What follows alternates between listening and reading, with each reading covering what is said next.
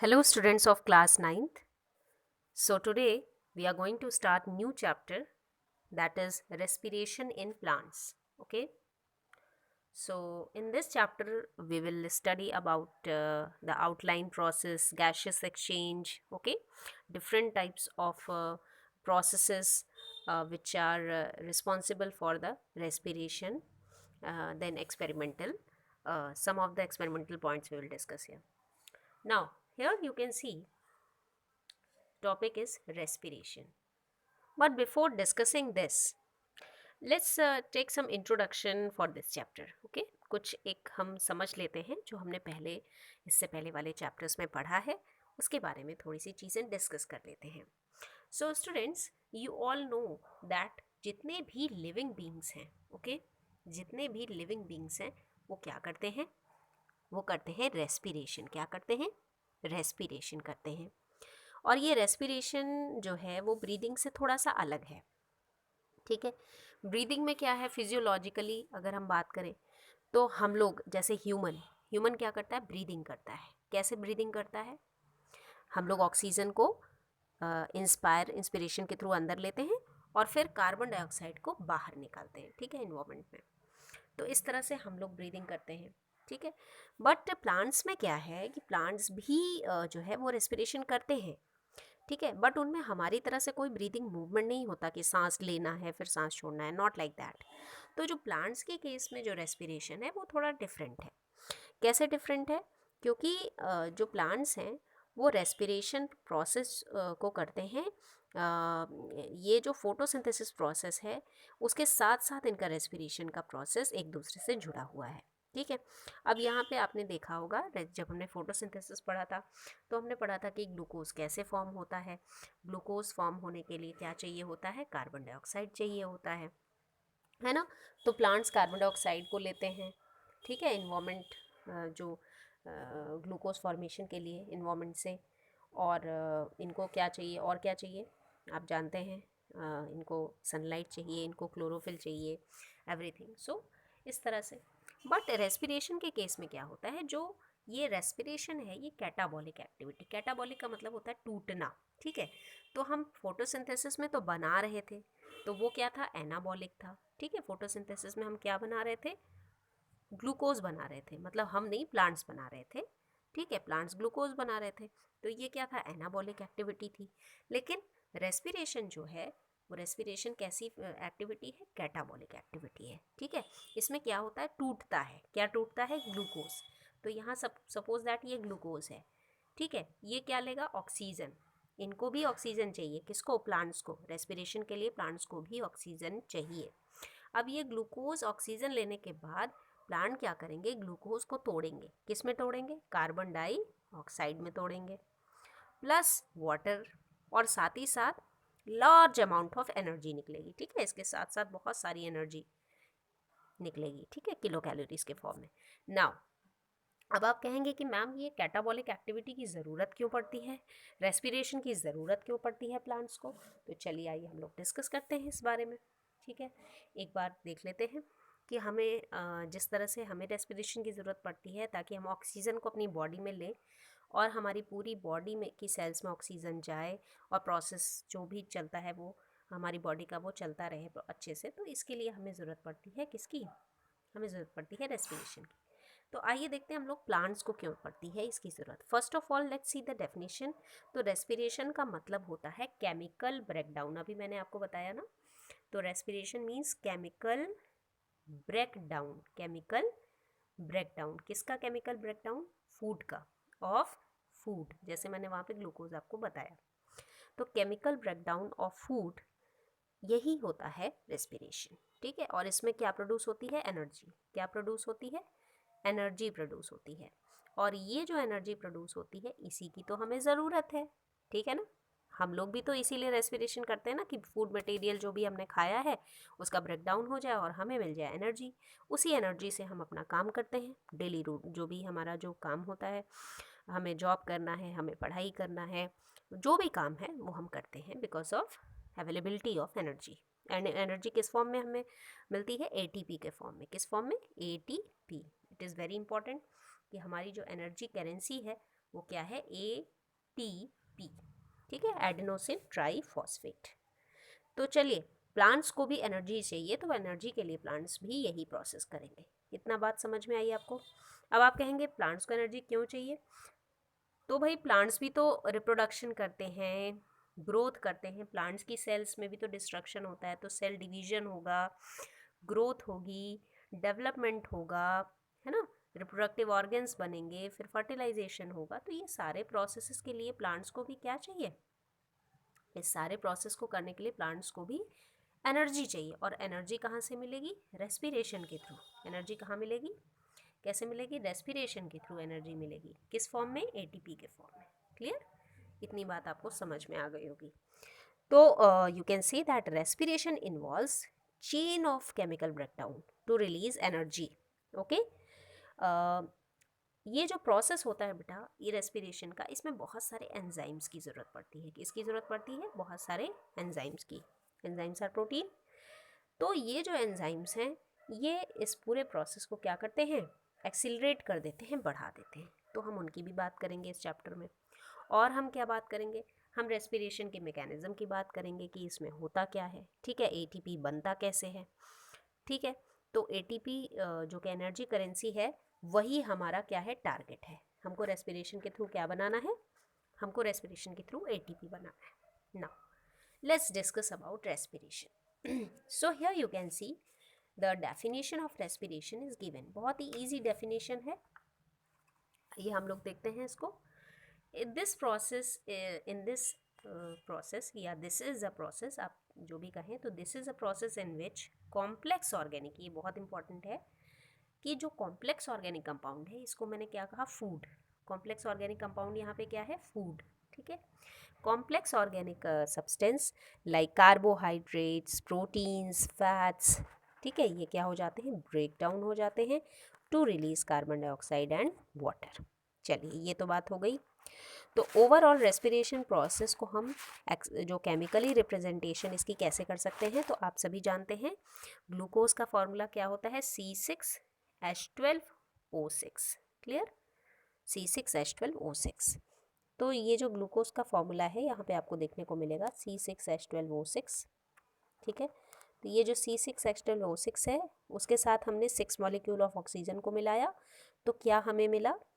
हमें मिला 6 molecules of carbon dioxide, 6 molecules of water and 686 kilo calorie.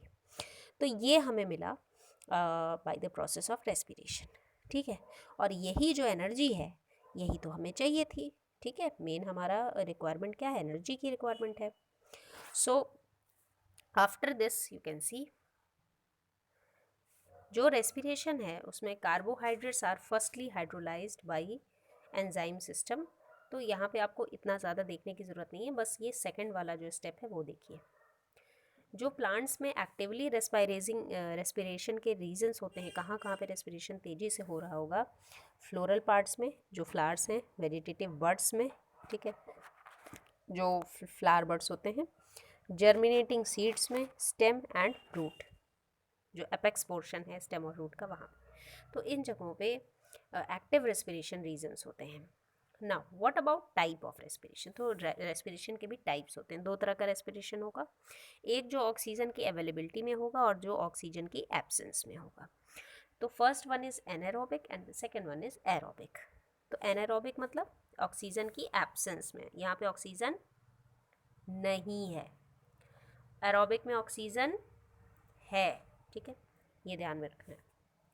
Here you can see the difference given between aerobic and anaerobic respiration. तो हमने एक चीज़ तो जान ली कि एरोबिक जहाँ भी रहेगा वहाँ पे हम ऑक्सीजन मानेंगे कि है, और एनारोबिक में ऑक्सीजन नहीं है। First point you can see here, oxygen is used in this process, ठीक है, oxygen is used for this process, जबकि एनारोबिक में oxygen is not utilised. Second, takes place in the cell of all higher plants and animals. Aerobic respiration सभी higher plants और animals में की हर cell में होता है, जबकि anaerobic takes place in some bacteria, fungus and certain endoparasites.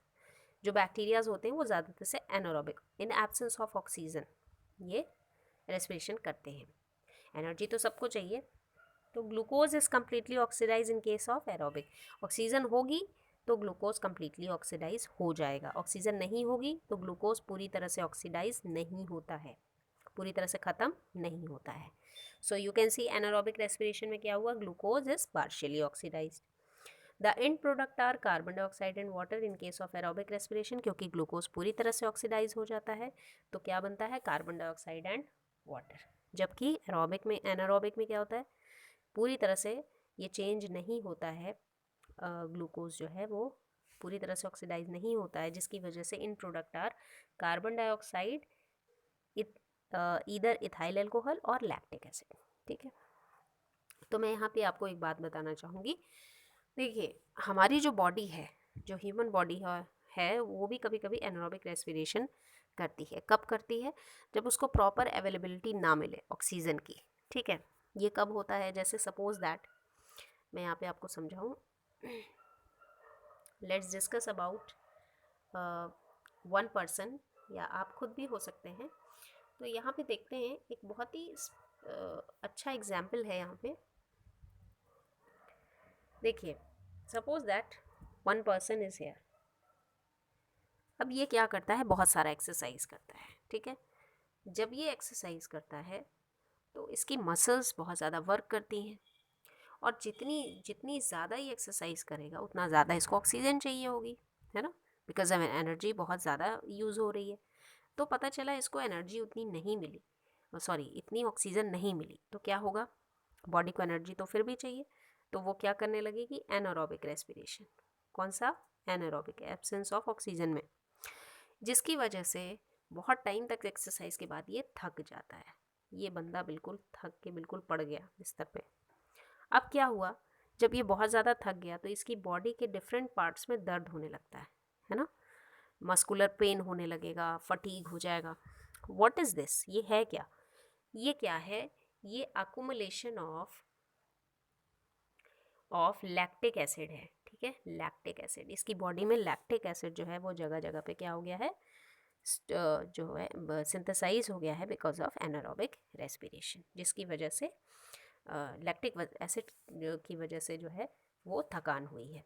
तो देखिए जब प्रेस करते हैं बॉडी के डिफरेंट पार्ट्स में जहाँ पे दर्द है, तो धीरे धीरे वो लैक्टिक एसिड क्या होता है, वहाँ से जो है वो डिफ्यूज़ होता है अदर पार्ट्स में, तो धीरे धीरे वो पेन रिलीफ हो जाता है।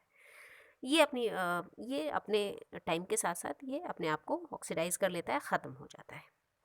But in case of anaerobic respiration, जो ऑर्गेनिजम्स फुल्ली एनारोबिक होते हैं, उनमें ये इथाइल अल्कोहल बनता रहता है। Clear? So now next point you can see here, next point में दिया हुआ है complete oxidation of one molecule. एक मॉलिक्यूल का कंप्लीट ऑक्सीडेशन होता है।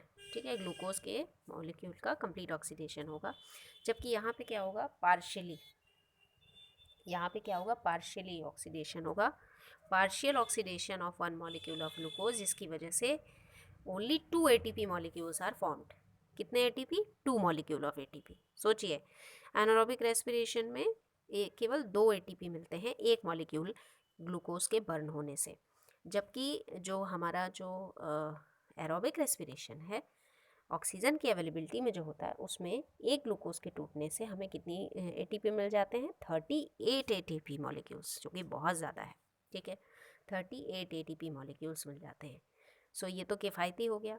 Process takes place in both cytoplasm and mitochondria. तो एरोबिक रेस्पिरेशन साइटोप्लाज्म में भी होता है। ये बहुत इंपॉर्टेंट पॉइंट है, एग्जाम में आपसे पूछा जा सकता है कि जो एरोबिक रेस्पिरेशन होता है उसमें ये किस किस पार्ट में हो सकता है, तो ये सेल के साइटोप्लाज्म में भी हो सकता है और माइटोकॉन्ड्रिया में भी, वहाँ दोनों जगह पे उसको ऑक्सीजन मिल जाएगा। But anaerobic respiration only cytoplasm में होगा। कहाँ होगा, only cytoplasm of the cell. Clear? So all the points are very important, सभी पॉइंट्स बहुत इंपॉर्टेंट है। आप इसका स्क्रीनशॉट ले सकते हैं, जिससे कि आपको ये सारे के सारे डिफरेंसेस जो है वो रिवाइज आप कर सकें और इसको अच्छे से कॉपी में भी कर लें। Okay, so let's move to the next one. Anaerobic respiration के बारे में देखते हैं। You can see chemical reaction is also given. So यहाँ पे मैं बता दूँ, anaerobic respiration is one in which glucose is partially oxidize. Glucose कैसा है? पार्शियली ऑक्सीडाइज्ड है विदाउट यूजिंग ऑक्सीजन, ऑक्सीजन की एब्सेंस में। तो इससे बनेगा क्या? इससे बनेगा लैक्टिक एसिड या फिर इथाइल एल्कोहल, और मिलेगी एनर्जी। एनर्जी भी कितनी मिलेगी? Only 2 ATP। ठीक है, तो this one is glucose C6H12O6, क्या बना? Ethyl alcohol, carbon dioxide and energy. Clear? तो ये तो है anaerobic respiration. Now you can see anaerobic respiration के बाद है एरोबिक रेस्पिरेशन। लेकिन एरोबिक रेस्पिरेशन इतनी आसानी से नहीं होता, ये 3 स्टेप्स में होता है। कितने स्टेप्स में? 3, 1 2 3। First step is glycolysis, second step is Krebs cycle and third step is electron transport system. तो नेक्स्ट टर्न में हम लोग बात करेंगे एनारोबिक रेस्पिरेशन के बाद एरोबिक रेस्पिरेशन की, जिसमें हम लोग डिस्कस करेंगे अबाउट दीज ऑल स्टेप्स। ठीक है, सो इसी के साथ हमारा चैप्टर फिनिश हो जाएगा। So students, keep learning, keep revising, और ये नोट्स भी आप लोग बनाते चलिएगा, and we will discuss the questions in next lecture. Thank you all of you.